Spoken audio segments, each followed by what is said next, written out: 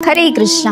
आजकालच्या आपल्या धावपळीच्या जीवनात बरेच जण विचारतात, कृष्ण भगवंत या पृथ्वीवर तर नाहीयेत, मग तुम्ही जन्माष्टमी का साजरी करतात?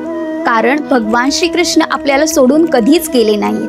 ते आपल्या हृदयात, गीतेच्या ज्ञानात आणि सर्व भक्तांमध्ये आहेत। जन्माष्टमी आपण साजरी करतो कारण आपले जे हरवलेले नाते आहे ते आपण पुन्हा जोडत आहोत।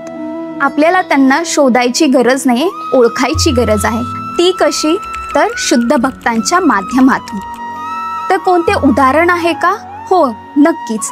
ते म्हणजे आपले श्रील प्रभुपाद, ज्यांनी सर्वोत्तरी प्रयत्न करून श्रीकृष्णांना आपल्यापर्यंत पोचवले आहे। ते म्हणजे ग्रंथांद्वारे, हरिनामाद्वारे। तर तुम्हीच सांगा, श्रीकृष्ण आपल्यामध्ये आहेत की नाहीत? तर होय।